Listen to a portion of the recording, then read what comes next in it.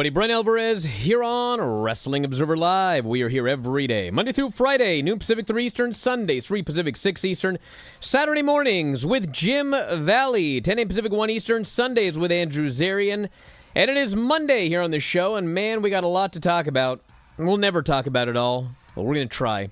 Mike Sempervive is unavailable here today, so we'll be joined by Filthy Tom Lawler for his weekly show. And, man, we got a lot to get into. I mean, there was a bunch over the weekend. We had 2 Tokyo Dome shows. New Year's Dash was last night. We had SmackDown going to 3 hours. We had the Collision show. Tonight is the debut of Raw on Netflix. And I don't know how long the show's going to end up being, but they timed out the show yesterday, and it was timed out at 3 hours and 20 minutes. So I hope you're ready. It will not normally be 3 hours and 20 minutes. And we'll get into all of that as we get going here today. A lot of other news from the weekend as well. We'll go over the full lineup for Raw. Hulk Hogan is going to be there. We got an update on Chris Charlton after everything that went down this weekend. Bronson Reed's injury status. The Royal Rumble is going to Saudi Arabia. We got Dynamite ratings. We can talk about the highlights of all of the shows this weekend. There's just a lot to get into. If you're a subscriber, all of it's already been covered on the website. Vinny and I actually did 2 shows on Saturday, me and Vinny. We did a full hour on Wrestle Kingdom and a full hour on Wrestle Dynasty. And then Dave and I did 90 minutes trying to cover everything yesterday as well. So if you don't get it all today, WrestlingObserver.com, or you can sign up at YouTube, Apple Podcasts, or Spotify. But we will get into as much as we can on this program here today. If you want to text us, 425-780-7566. Back in a moment, Observer Live.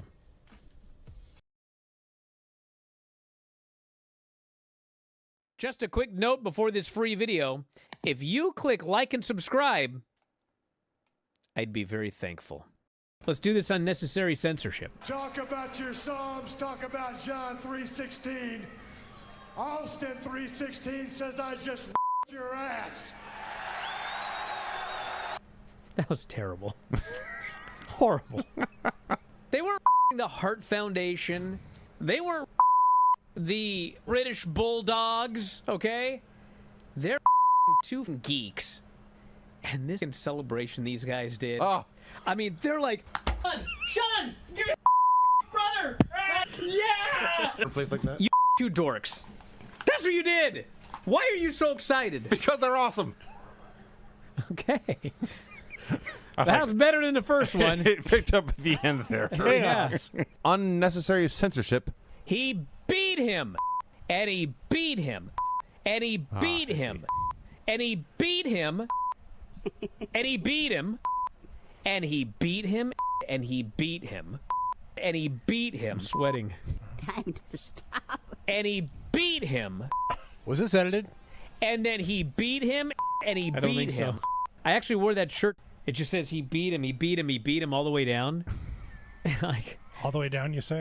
I dropped her off at camp, and the camp counselor just looks at me. She goes, he beat him and beat him. I was like, gag gift. Brian, would you for me again this week? It's too hot to do much. That's true. It is too hot to do much. I guess I just better do it because it came up for me. I'll wait. It won't come up again. It's pretty short, so I'll just do it. Yeah. Now I gotta find it back. Okay. It isn't Damn, I'm coming gonna up. kill you. How about you just it? Okay. Ouch. What else we got, Vinny? I think Granny licks her finger to turn the page. Lick that finger. There'll be an unnecessary censorship coming up. Lick that. Okay, let's see. Unnecessary censorship. So Oro Ethan after the match and gets his ass just into the earth. Vinny. And Ethan is leaving, holding his all confident. And then Oro just comes back to life, and now he Ethan's ass. Oro jumps him from behind. Yep. Then he beats his ass after cheap shotting the guy. Haha. That was interesting. That's quite unnecessary. Instead of suffering through the YouTube chat, click like and subscribe.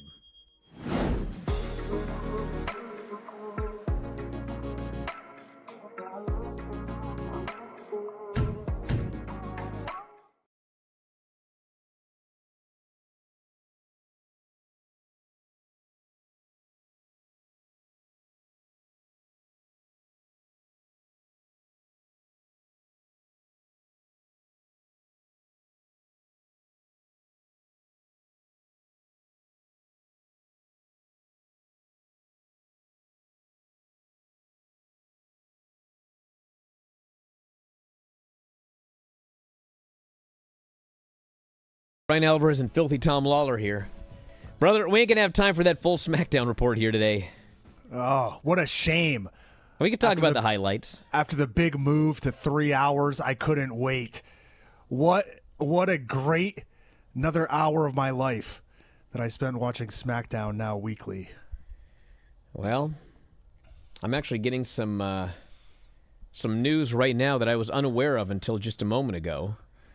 But it appears that SmackDown's 3-hour runtime may be temporary. They may be moving back to 2 hours this summer. So I don't know what's going on, man. I mean, here's the thing. So they signed a deal for SmackDown, but okay, let's say that we signed it. Let's just throw out easy numbers because I'm not all that good at math. Let's say they signed a deal for $100 million a year for 2-hour SmackDowns, okay?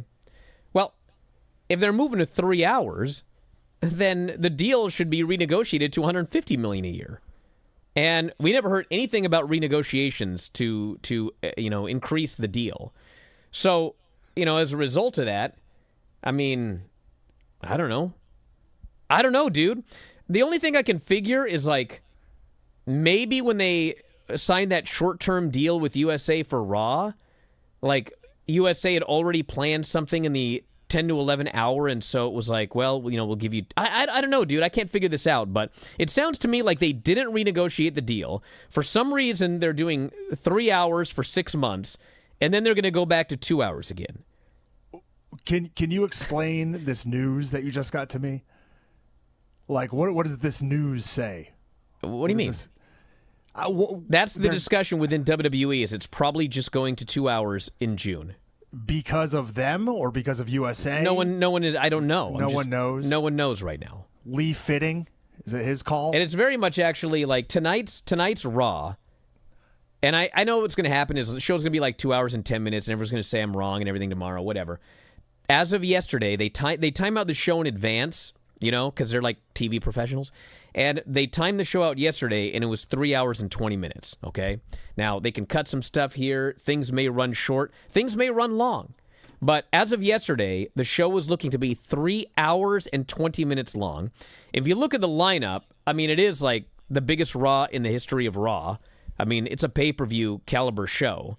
And, they're going to go all out. Most weeks, I would say the show will probably be around 2.5 hours. I know that there are shows that will be close to 3. There are going to be shows a little longer than 3. And there may be shows less than 2.5 hours. But they essentially were supposed to, like, give Netflix, like, a window.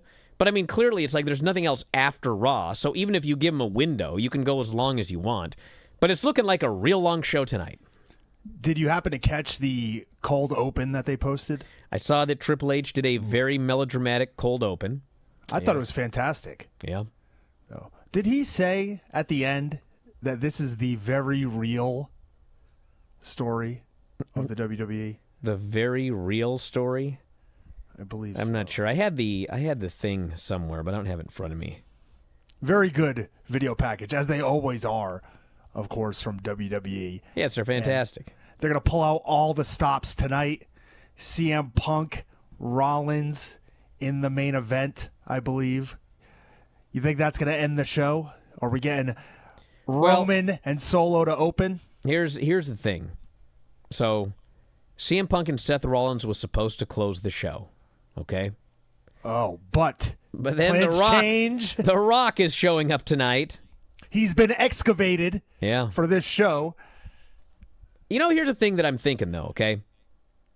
So obviously the idea here is to attract a whole bunch of new fans, get a whole bunch of new people watching WWE, okay? I can't imagine some bloke who hasn't watched wrestling either ever or in years deciding, I'm going to give the first Raw on Netflix a try, and then watching for 3 hours and 20 minutes, okay? If you look at the Raw ratings, the current Raw ratings and the breakdowns. The other option, Brian, is that he goes, I'm going to catch it tonight, but I'm only going to tune in at the end. Well, here's the Which thing. is not going to happen either. Well, if you look at the Raw ratings and the quarters, and they got all these breakdowns, I mean, most people do not watch all of Raw, okay? I know there's the idea that, okay, if Raw did 1.4 million viewers, 1.4 million people watched all 3 hours of the show. Like, that doesn't happen, okay? People tune in, they watch an hour and a half here. Other people tune in later and watch an hour and a half there. Some people do watch the entire thing. But to me, this is the first Raw on Netflix. And so, honestly, Roman Reigns and Solo Sikoa with The Rock appearing should probably open the show. And then you can do CM Punk and Seth Rollins as the main event. But I mean, the reality is the most watched thing is going to be the first hour of this Netflix show. So CM Punk gets his main event over the Hollywood star making their return finally. Well, think about it. If you're booking this like, okay, this is a show for wrestling fans. This is the main event for people that are dedicated to Raw. CM Punk and Seth Rollins. It is the biggest thing on Raw right now. I mean, honestly, the way they booked Solo, I find CM Punk and Seth Rollins to be a way bigger match than Roman Reigns and Solo Sikoa. However, they did plant some seeds of doubt. Something is going on with Paul Heyman. If you noticed, he held up his fingers. He put a 1, a 2, and then the weird 3, just like The Rock did when he showed up. Well, I fully expect The Rock to be involved in the Roman Reigns Solo Sikoa thing. And what I honestly think should happen is Roman should beat this guy. And then, I got to tell a story real quick. A digression, okay? So this was like 1998, okay? And I was doing some feud, and it was somebody in some little indie promotion, maybe Tim Flowers or whatever. It doesn't matter. But the point is, I was fighting for a title, okay? And, we were doing these angles or whatever, and it was like, okay, you're going to lay me out, or that you're going to think you won. We were going to do like some disputed finish where I thought I won, and then I was going to go to get the belt, and it was going to be reversed or whatever. And I remember saying to like Buddy or Tim or whoever, I was like, so should I get the belt and like, parade around like I won, and then the ref will, and it probably was Buddy because he goes, are you out of your mind? You will not touch that belt. You will not lay one finger on that belt unless you actually win it. Because the idea here is, that's the prize. You don't want to be holding up the belt. So anyway, it's like an old school thing, but to me, it's like Roman can win the match, but he should not put that Ulafala around his neck before either Paul turns on him or Roman jumps him or whatever, and then Roman takes the beads. And now Rock has to beat Roman to actually get to put those beads back around his neck again. So, I've been told it's not going to happen, but you know what else I was told? I was told that Tiffany wasn't going to cash in on Nia, and I said, yes, she is. She is. It doesn't make any sense. No, she's not gonna. And you know what happened? She did. Because at the end of the day, that's what made sense. So we'll see what happens tonight. I'd like to say, too, because I doubt we'll get a full SmackDown report in here today, but what a chaotic segment that was. And to be honest, I absolutely loved it. It was awesome. I love the cash-in. There was so much going on. So much went down. The crowd was hot for it. I was ready for it. I thought it was one of the more memorable cash-ins in gosh, the history of them. Well, you know why? Because they built it up for 6 months. You knew what you wanted to see. They teased it, and they teased it, and they teased it, and then they delivered it. They didn't do something silly Like have her cash in at the end of Rhea and Liv or something like that. They really, did what you expected and what you wanted, and this place went crazy. Tiffany never did like a big turn. She just went, if you remember last week when Candace and her were arguing over the briefcase, she just goes, I want to be the champion. Yes. And, well, sometimes that's all it takes. Sometimes that's as simple as it is. Sometimes you just want to be the best at what you do, and sometimes it's on the airwaves. Back in a moment with more Observer Live.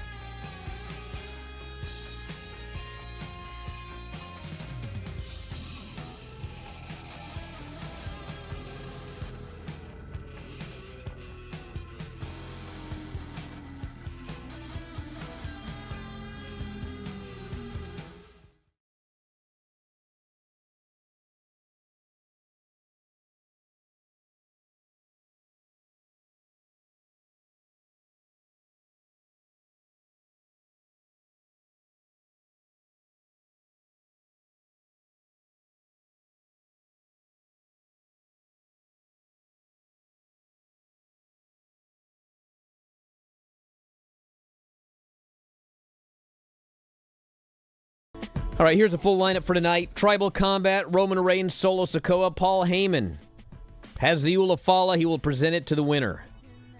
CM Punk versus Seth Rollins, expected to main event.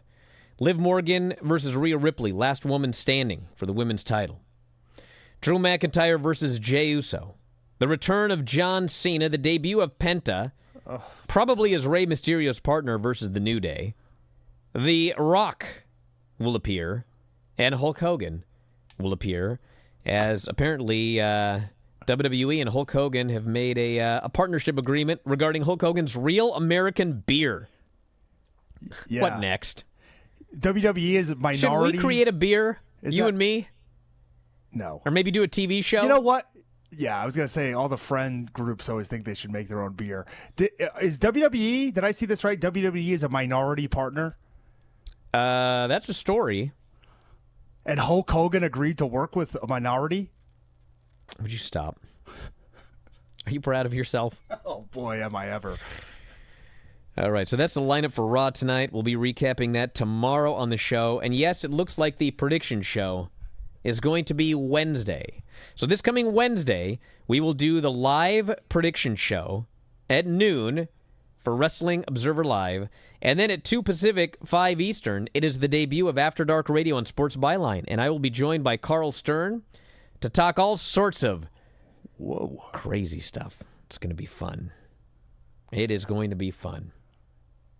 And then we got great guests starting the week after. Not that Carl isn't a great guest, but I'm talking like specifically paranormal-related guests starting the following week. Carl Stern wrote my book, Filthy Tom's book of 2024. Yeah, the Pro Wrestling Omnibus. Yes, good book. I was reading it. Fantastic. I was very loved it. disappointed to find out the truth about Abe Lincoln in his wrestling career. But on the other hand, I was really impressed that he was such a worker. Oh yeah, I'm a big fan of H.M. Defer. Sent Bryan into the ether with that one. I'm still coughing. Yes, After Dark will be on Twitch and YouTube and Sports Byline, TuneIn Radio. I mean, you'll be able to listen to it and hear it everywhere. And it's going to replay on some overnights. I don't know when. Hopefully every single night for the After Dark version of the AEW Wackos. Just listen to the same show 7 days a week before the next new one comes. So you have it memorized. I'm going to hack the airwaves like that guy in the Max Headroom deal. That was actually a pretty weird thing, dude. They still don't know who did that. I can't tell you anymore, everybody. You'll have to listen to the show. Now, we have to talk about the Tokyo Dome shows. What'd you think, Tom? What was your main takeaway? I haven't had a chance How to awesome watch. Ishii is? How incredible Kenny Omega's return was? Okay, I got a question for you. Yes. I got a question. I don't have that much time, but I have 30 minutes. Do I watch Ricochet against Zack Sabre Jr.? No. Or do I watch Takeshita versus Ishii 3 times? Are you kidding me? Takeshita and Ishii. I mean, it was... And the funny thing is, you sent me a text. You were like, just shut down wrestling now. Like, it's just over. We've peaked. And then frickin' Kenny Omega came out. And, like, you know what's funny is everyone always goes, why does Dave love Kenny Omega so much? And Dave and Kenny Omega and Dave and Kenny Omega. Bro, I was listening to Observer Radio last night, and, like, this guy couldn't have downplayed it more. Guys, do you understand what happened here? Kenny Omega had a life-threatening injury. Not like, Shawn Michaels had a back injury that forced him into retirement for a few years, or Edge was out for years with a neck. These are all like, physical injuries, okay? Career-threatening. This guy had a life-threatening injury. He was literally like, this is not even a joke, if he'd waited another day, he would be most likely dead, okay? That's how bad this was. He took a year off. They chopped out his intestines. There was no guarantee that he could ever even wrestle again. And even his biggest fan, as everyone says, Dave Meltzer, even Dave was like, we're going to have to see, like, hopefully this guy's even at 50%. I mean, that was a really serious situation. Maybe he could be at 75. And I don't want to be that guy, but, like, I texted people before this match, and I was like, this guy's going to come back at 100%. And it's going to be, like, insane. I just had this feeling. And, dude, I'm not talking career ending. Has anyone in the history of this business ever come back from a life-threatening illness and their first match back was like 100 stars? Like, Brock came back from diverticulitis. He didn't come back in a match like this. And then, like, what was Kobashi's return match from cancer? I don't know, but I don't think it was this, dude. I don't think his first match back was anywhere even approaching this. And like Shibata, I mean, he's great, but I don't think he came back at that level. He certainly didn't come back in his first match back like that. And I'll tell you who for sure didn't, Ric Flair. So, I mean, golly, I have never seen anything like this. It was just absolutely unbelievable. And to a lesser extent, it's like, the Young Bucks have been gone for 2 months, and they haven't done any matches anywhere. And they walked back in, and they just destroyed everybody in that match. They were out of this world. It was Kobashi and Takayama against Misawa and Akiyama. So, hey, I'll tell you, someone actually, Josh Nason, he pointed out. Remember when Shawn Michaels lost his smile? Remember that? It was a 5-star match. Well, there was a almost. There was an injury involved. Yes. But it wasn't a life-threatening injury. But I will say that he had that, and I believe also a knee injury, allegedly. And that dude took a lot of time off, and he came back, and it was Shawn Michaels and the British Bulldog versus Steve Austin and Owen Hart. I probably watched that match 1,000 times. That match was, and it wasn't just that the match was great, but you had Davey Boy Smith, Owen Hart, and Steve Austin in that ring. And Shawn Michaels, coming back from all of that, wrestled rings around everybody. He was on another level. It was not as good as this Kenny Omega match. Anyway, we got to talk about Chris Charlton. Yeah, what's up with Chris Charlton? He was not on New Year's Dash. According to Dave, he is on, quote, indefinite hiatus. And what happened was, it was the Kenny Omega Gabe Kidd match. And there's a few things. Yes, there was a storyline where Gabe Kidd, in character as a pro wrestler, was burying Kenny Omega and saying negative things about AEW. And so, as the commentator in the match, Charlton was telling that story. However, he just kept going. And next thing you know, he is talking about how a money mark, those were his exact words, a money mark stole away Okada, Jay White, and Will Ospreay, and what have they done? Now, I will say, Okada has not had a stellar run in AEW. However, this was the worst week to bring that up after he had a match that was almost better than anything at the Tokyo Dome in the main event of the Continental Classic finale.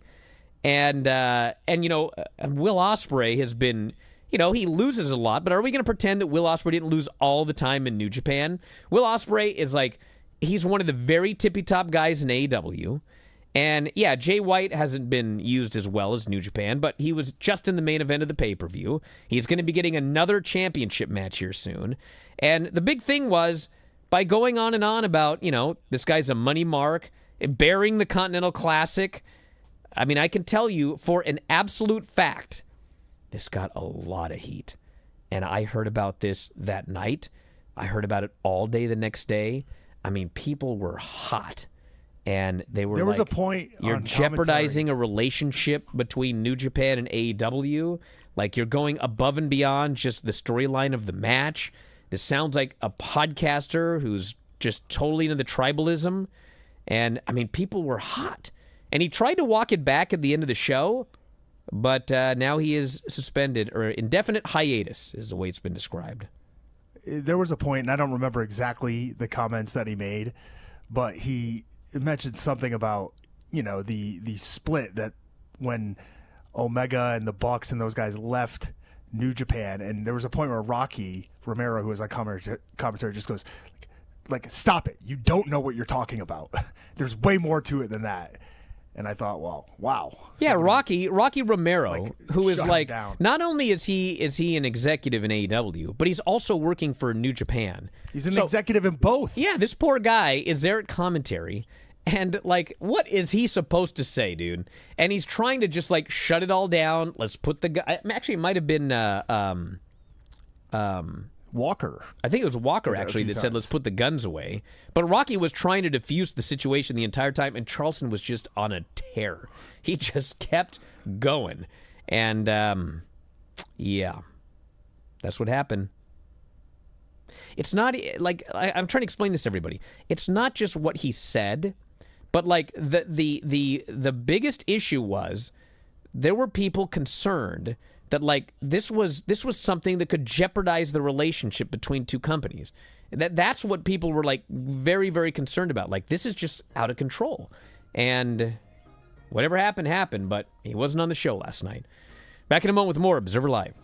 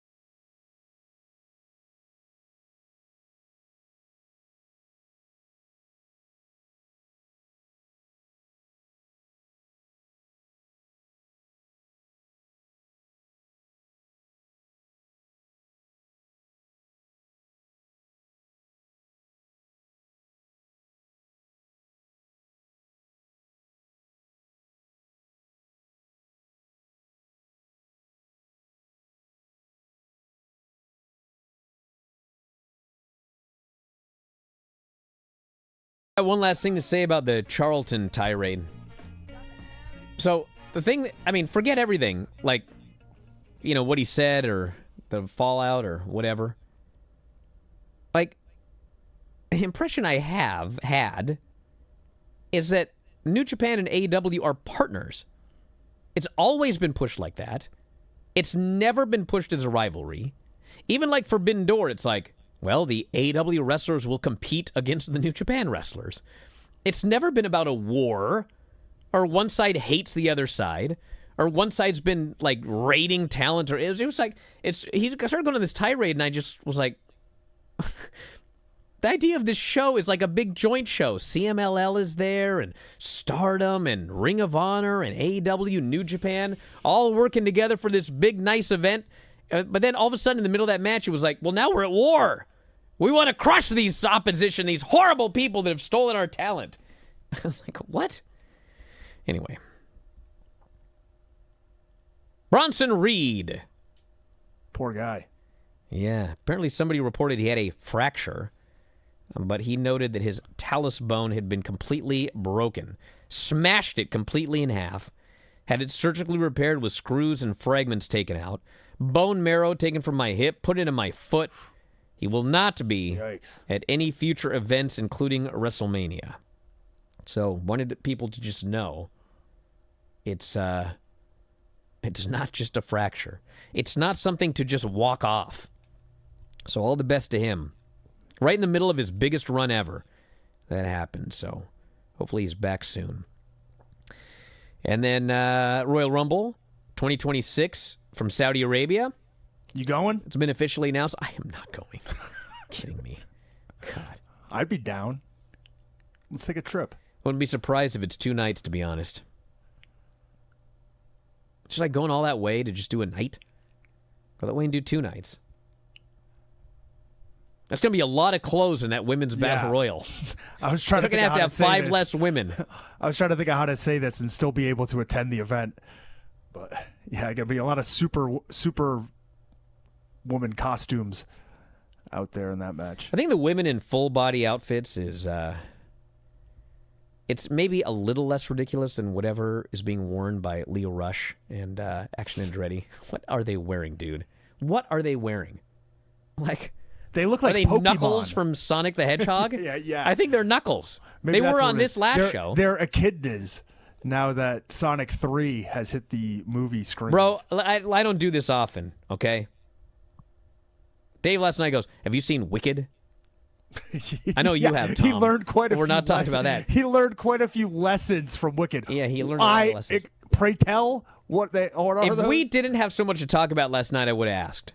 Maybe I'll ask tonight, but it's the Raw debut. But the point is, I went with my kids to Sonic 3. As did I. Dude, this movie was great. Because the best part about Sonic 1 and Sonic 2 was Eggman, Jim Carrey. It was the best thing about both of those movies, okay? So, yes, it is. I know it was a spoiler. I mean, if you've seen the previews, you know. So, in this movie, Jim Carrey plays not only himself, but also his own grandfather. He plays both characters, and they're together on screen the entire time. And it's absolutely incredible. I will take them back to see this movie again. What? Loved it. Really? Yeah. You didn't like it? I was amazed. Because when I didn't know going in that he played his own grandfather, but I knew that his grandfather was one of the characters, you know, because I wasn't paying that much attention to the trailer. So when the first scene, you know, his grandfather walks in, you know, you just kind of see him from far away because he like walks through this door, and I'm like, okay, so we got Eggman and his own grandfather. Who in God's name did they find to like play Jim Carrey's grandfather? Because you have to find some just total maniac. Well, the only guy it could be was himself. Juice Robinson. Juice Robinson.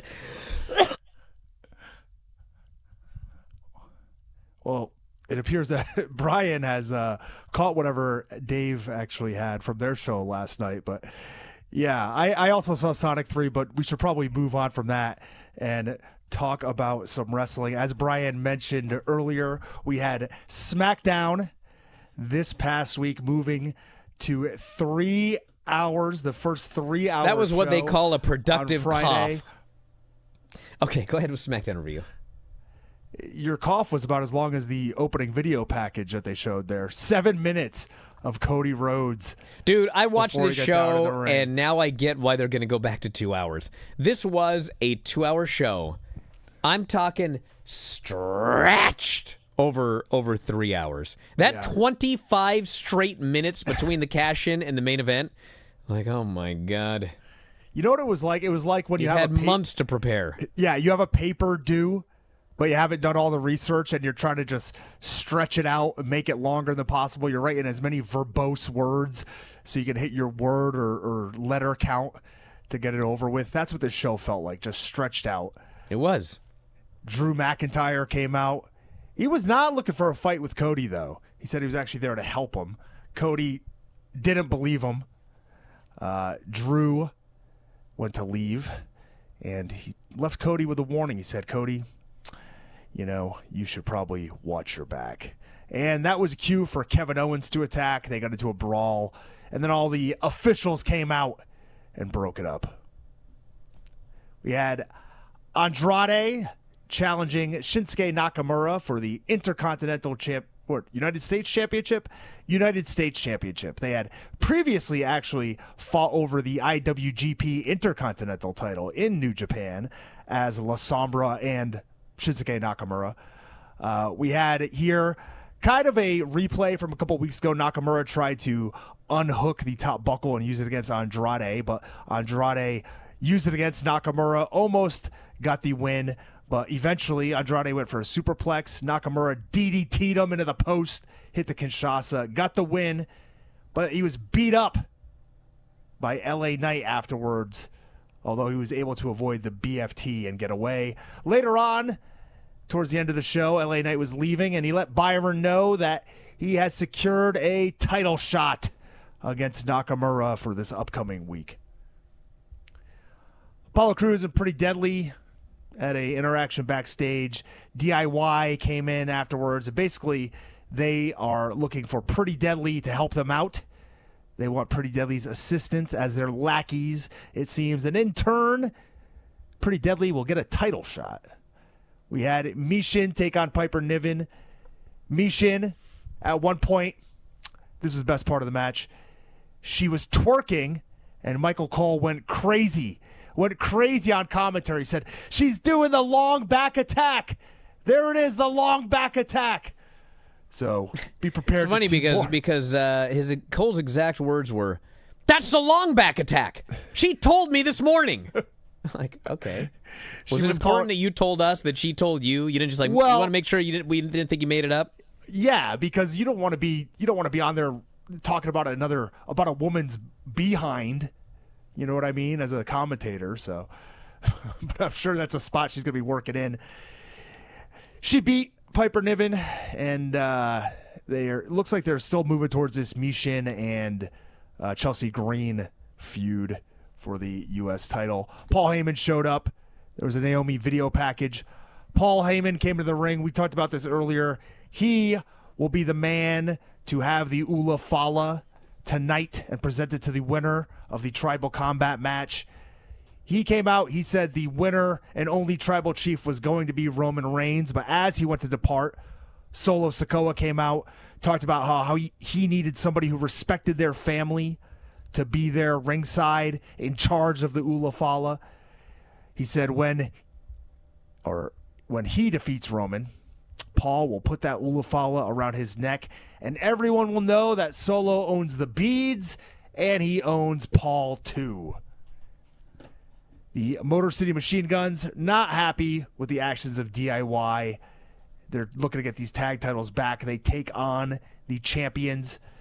Corey Graves all over Gargano on commentary again. Seems like this guy's going to be on an indefinite hiatus pretty soon. It's either that or they've got he's bearing M-Dog 20. Now we're stepping over the line. Oh, listen, he mentioned my boy, the Duke, who I will bring up. One of the best heels in wrestling today, the Duke, still kicking it. The former email PC lover was his original gimmick.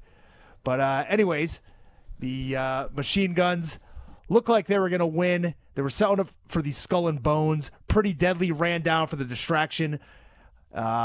Los Garza, who had been accused of attacking the Prophets by Pretty Deadly, ran out. They got into a fight with Pretty Deadly. Pretty Deadly ran in the ring. It was a melee, chaos. I believe the match was thrown out. DIY, still your tag champs. Nia was looking for Tiffany backstage. Sami Zayn and Carmelo Hayes got into an argument. Cody was approached by Nick Aldis backstage. Lots of backstage talking so far up to this point. We had Naomi take on Nia Jax. Lillian Garcia. Man, the first 2 minutes of this match, they got so completely lost in the corner. I mean, lost. And they're like talking to each other, and then they got lost a second time. And I was like, oh my God. Oh my God. But you know what? They got back on track. And for the second time, I don't know what it is, but like these two have the best matches with each other. Every time. This was a really good match by the end. Yeah, Nia was coming off the ropes with leg drops. There was tornado DDTs, pile drivers. They were breaking out all their big moves. Blockbusters. Naomi hit Nia with a Samoan drop at one point, which was crazy. Naomi had Nia in a submission. Candice tried to get involved. Bianca beat her up. Nia broke the hold, attacked Bianca on the floor. Tiffany then ran out after they ended up on the mat. She had the briefcase, but as the ref was going to cash it in, she shoved him over the dasher boards, ran over, crushed Naomi with the briefcase. Nia hit the Annihilator and got the win. They celebrated with the title, and then as Nia scaled the ropes to give Naomi another Annihilator, Tiffany nailed her with the briefcase, nailed Candice as well. Bianca grabbed Nia and hit a great kiss of death. Tiffany threw Bianca over the announce desk, cashed in her briefcase with the same ref she had just attacked, and hit the prettiest moonsault ever to get the win. The new women's champion. Awesome Pure cash-in. chaos. Wild series of events. And a very, it ruled. very clever way to do it, where she came out and, you know, when she teases cashing in but then helps Nia win. I mean, you know, the whole idea there was, well, she said last week she wanted the title. Nia didn't trust her. And so by helping Nia win, she proved her loyalty. And then that allowed Nia to let her guard down, and she whacked her with the briefcase, ended up cashing in. I thought it was great. Yeah, and I also like the fact that she got rid of Bianca, too. Yeah. Because it's not like she automatically was now some baby face.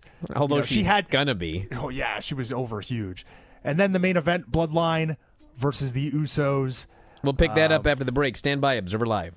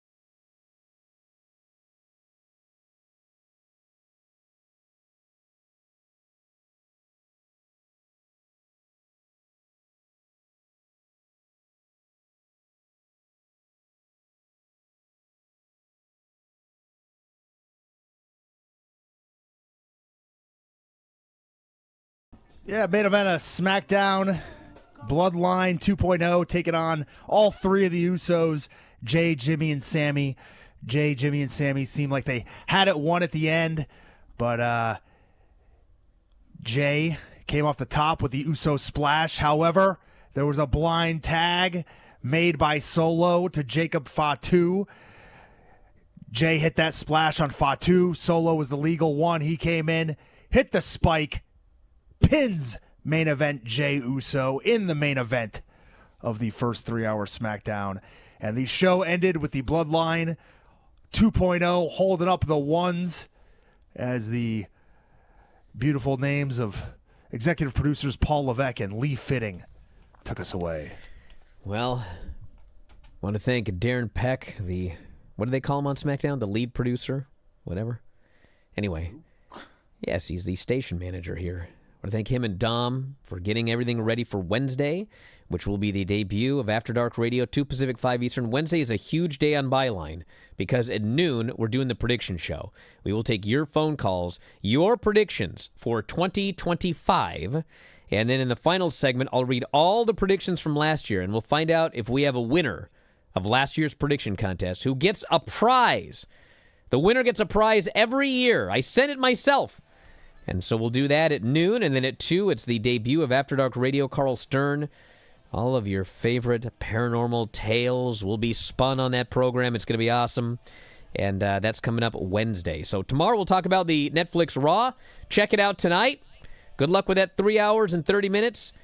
Thanks, Tom, as always. Everybody in the studio, callers and listeners. Mike Sempervive. We'll talk to you next time. Wrestling Observer Live.